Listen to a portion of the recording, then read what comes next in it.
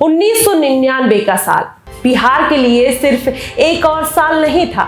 ये वो मोड़ था जहां सत्ता की परछाइयों ने इंसाफ की रोशनी निगल ली और एक सपना चमकते हुए आसमान से गिरकर सन्नाटे में गुम हो गया, जहां कानून व्यवस्था, महिला सुरक्षा और सत्ता के दुरुपयोग को लेकर गहरे सवाल खड़े किए गए। ये कहानी है शिल्पी जैन की, पटना की रहने वाली एक होनहार, आत्मविश्वासी और खूबसूरत लड़की, जिसने 1998 में मिस पटना का खिताब अपने नाम किया।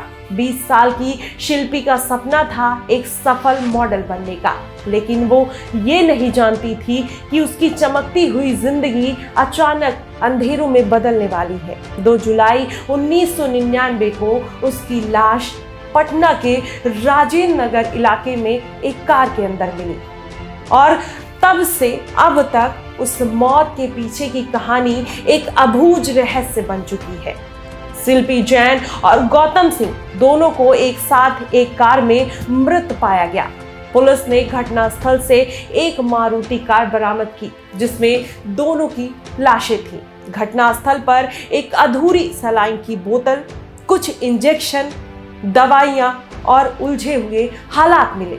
शुरुआत में पुलिस ने इसे एक लव अफेयर में आत्महत्या करार दिया, लेकिन मामला उतना सीधा नहीं था जितना दिखाया जा रहा था। स्थानीय मीडिया ने भी इसे पहले एक प्रेम प्रसंग और दुखद अंत बताया, लेकिन परिवार वालों ने इस थ्योरी को पूरी तरीके से खारिज कर दिया। शिल्पी की मां ने बयान दिया कि उनकी बेटी किसी भी हाल में आत्महत्या नहीं कर सकती है।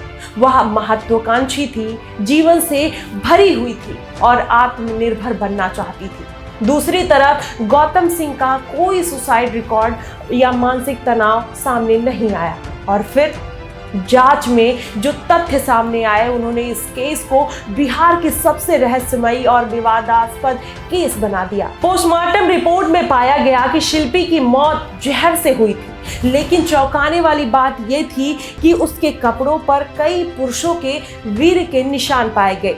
यह स्पष्ट संकेत था कि उसके साथ मौत से पहले बलात्कार हुआ था। यह अब आत्महत्या नहीं, एक संभावित गैंग रेप और मर्डर केस बन चुका था।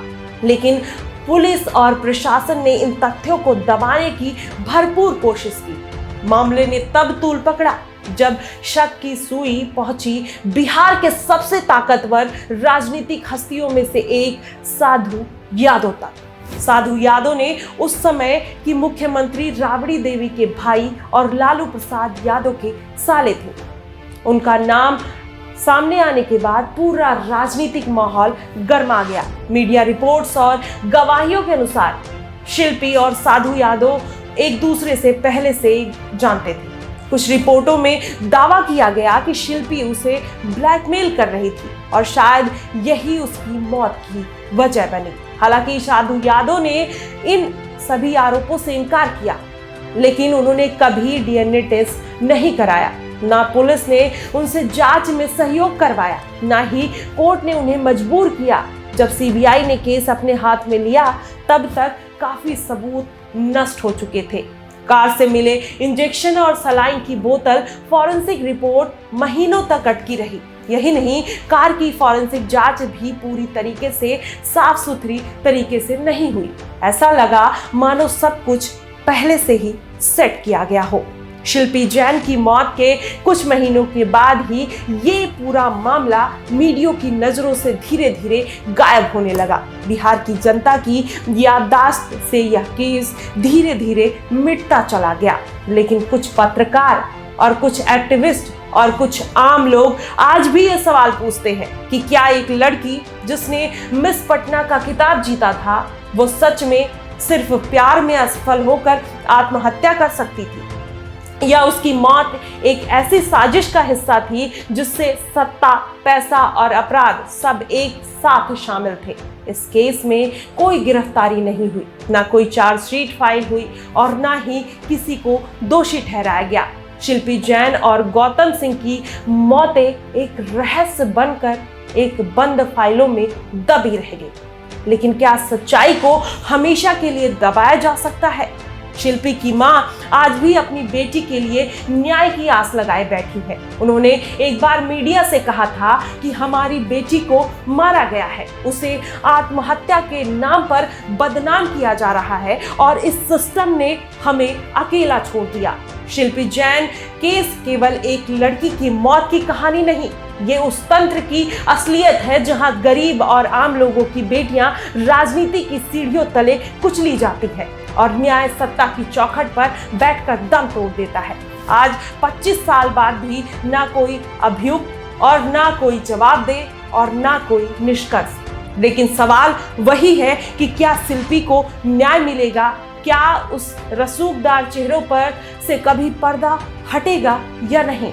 और सबसे जरूरी, क्या आज की बेटियां कल की शिल्पी नहीं बनेंगी? इस बात की गारंटी किसकी है? अगर हम इन सवालों को बार बार नहीं उठाएंगे तो ऐसे केस सिर्फ इतिहास के पन्नों में रह जाएंगे, अनसुलझे, अनसुने और न्याय से वंचित।